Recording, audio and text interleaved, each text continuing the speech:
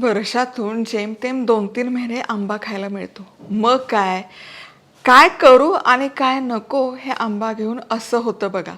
बरं आंब्याचे वेगवेगळे प्रकार, आंबा कुल्फी, आंबा आईस्क्रीम, आंब्याचं अमकं, अमक्याचं डंब, हे सगळं आपण बघितलंय. नमस्कार, मी मधुरा. मधुराज रेसिपी मराठीमध्ये तुम्हा सर्वांचं खूप खूप खूप मनापासून स्वागत.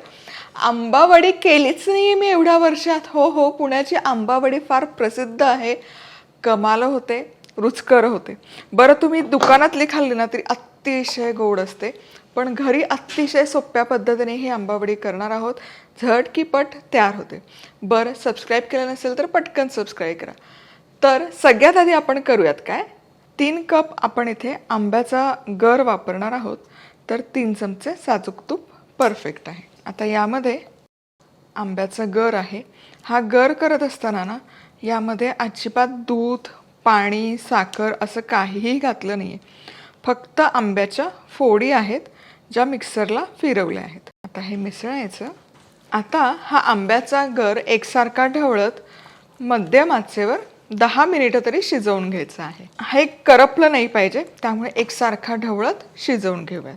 चला आता हे बघा, हा आंब्याचा गर रटरट शिजवलाय.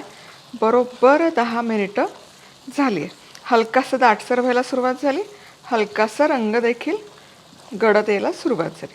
आता यामध्ये आपण घालूयात 1 कप साखर. 3 कप आंब्याचा गर होता, तर त्यामध्ये इथे मी 1 कप साखर घेतली आहे. हे मिसळून घेऊयात. आता ही वडी करत असताना मी मिल्क पावडरचा वापर करणार आहे. मिल्क पावडर भरपूर गोड असते म्हणून साखर कमी घातली. मिल्क पावडरऐवजी खवा घातला तरी चालेल. 200 ग्रॅम खवा आणा आणि तो पूर्ण म्हणजे रंग न बदलता सुका होईपर्यंत भाजून घ्यायचा. That's it. तूप बीप खव्यात घालायची गरज नाही आहे. फक्त मंद आचेवर इतका भाजायचा की त्यातला पाण्याचा अंश आहे तो निघून जाईल. बरं खवा नसेल वापरायचा तर मिल्क पावडरचा ऑप्शन आहे. खवा वापरत असाल तर 1 पाव कप साखर जास्त घालू शकता, पण आम्हाला आंबावडी ना हलकीशी आंबट गोड चवीची आवडते म्हणून मी साखरेला हात कायम थोडा मागे ठेवते. पण तुम्हाला व्यवस्थित गोड आवडत असेल तर आणखी अर्धा कप साखर जरी घातली किंवा आणखी 2-3 चमचे साखर वाढवली तरी काही हरकत नाही. आता हे बघा, साखर घातलं की हे मिश्रण पुन्हा सैल झालं. आता हे आणखी 10 मिनिटं शिजवूयात. साखर घातल्यावरही खूप वेळ नाही लागत. 10 मिनिटात ते घट्टसर होऊन जातं. वा, इथे बघा आंब्याचा गर तयार आहे. आता हा आंब्याचा मावा तयार झालाय कसं ओळखायचं तुम्हाला सांगते. हे बघा, यावर छानशी चकाकी येते आणि मिश्रण असं एकजीव व्हायला सुरुवात होते. या पुढे आता हे आपल्याला शिजवायचं नाही आहे. इतकं यामध्ये ओलसरपणा थोडासा हवा, पूर्ण घट्ट गोळा नाही करायचा. हे बघा, इतकंच आपल्याला शिजवायचं, पूर्ण घट्ट गोळा नाही करायचा. चला, आंब्याचा मावा तयार आहे. आता आपण मिल्क पावडर देखील भाजून घेऊयात. 1-2 चमचे साजूक तूप आणि त्यामध्ये 1.5 कप बरोबर मिल्क पावडर. 1.5 कप म्हणजे 250 ग्रॅम वजनाला बरोबर होतं. 40-40 रुपयाचे पाऊच मिळतात बघा, ते घेतले तरी चालेल. आता हे मिसळूयात. चला, मिल्क पावडर इथे भाजून झाली. बघा, रंग वगैरे फार बदललेला नाही, परफेक्ट भाजली गेली. याच्या पुढे आता अजिबात भाजायची नाही आणि एकसारखे ढवळत अगदी मंद आचर करा, नाहीतर ना हे बघा थोडे बिट्स दिसत असेल तुम्हाला, थोडी लगेच ती करपल्यासारखी होते. चला, मावा तयार आहे. इथे मिल्क पावडर देखील भाजून झाली आहे. आता थोडा वेळाकरता गॅस फक्त आपल्याला बंद करायचा आहे, का ते सांगते. आता ही भाजलेली मिल्क पावडर अशी एखाद्या गाळणीमध्ये काढून घ्यायची, म्हणजे हे शिजवताना याच्या गुठळ्या नाही होत. आणि ही चाळून घाला, म्हणजे गुठळ्या मोडतात आणि पावडर एकसारखी त्या माव्यामध्ये मिसळली जाते. हे बघा, म्हणजे पुढचा कुटाणा पूर्ण वाचतोच. सगळी अशी चाळणीमध्ये घ्यायची आणि चाळायची. गॅस बंद आहे याची खात्री करायची. चला, मिल्क पावडर सगळी गाळून झाली. आता ही मिसळायची, आंब्याच्या माव्यामध्ये एकजीव करायची. गॅस अजूनही मी सुरू केलेला नाही. आधी हे मिश्रण सगळं एकजीव करणार आणि मग गॅस सुरू करणार. छान हे जिरतंय मिश्रण सगळं. या प्रोसेसमुळे ना अजिबात गुठळ्या राहत नाही, म्हणजे नंतरचा कुटाणा फार वाचतो. म्हणून मिल्क पावडर भाजून अशी चाळून घ्या. हे काम एक वेळ परवडतं, पण नंतर ओल्या मिल्क पावडरच्या गुठळ्या काढायला खूप त्रास होतो. आता गॅस सुरू करते. बघा, आता मिल्क पावडर चांगली एकजीव झाली आहे. गॅसही सुरू केला आहे. आता या मिश्रणाचं घट्टसर गोळा होईपर्यंत आंबा वडी असते ना, ती चिवट नसते, छान अशी खस्ता असते. म्हणून हे आणखी एक 7-8 मिनिटं शिजवून घेणार आहे. आहा, मिश्रण बघा काय तयार झालं आहे.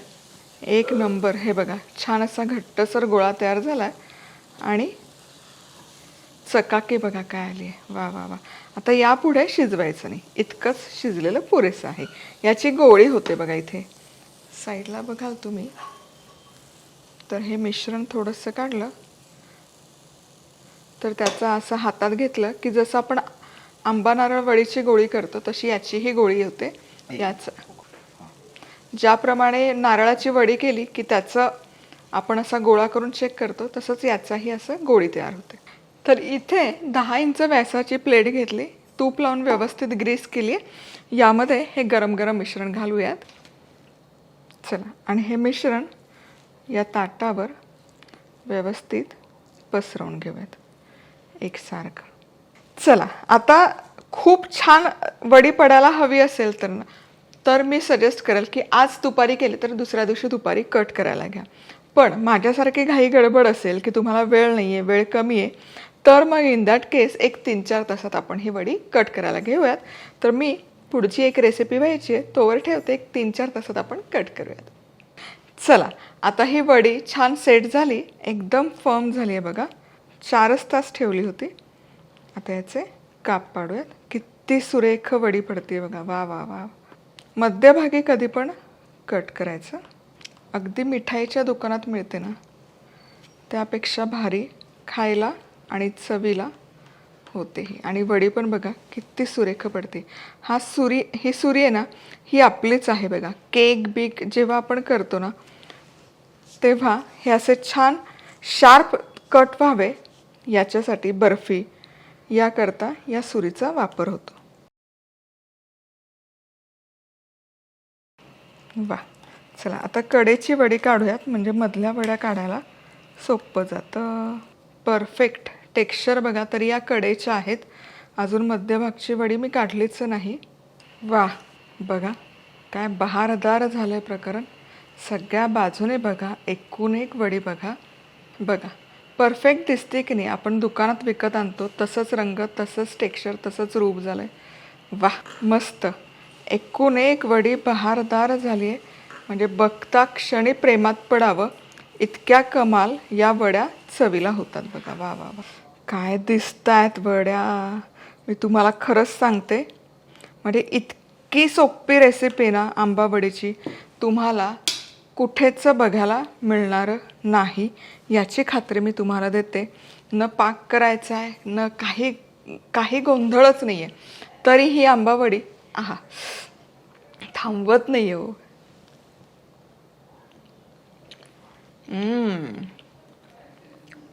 वा वा, वाटते काय दिसते गवडी. खाऊ.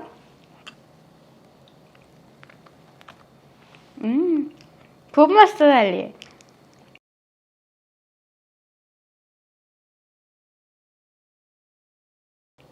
इथे थांबू नका, पटकन आंबे काढा, वडी करायला घ्या. 100% खात्रीने सांगते, अतिशय रुचकर आणि चवदार होतात या वड्या. माझी तर आता तल्ली लागली. आहा, थांबवतच नाही आहे. पुन्हा भेटूयात. तोवर मस्त राहा, खुश राहा, आनंदी राहा. सगळ्यात महत्त्वाचं खात राहा.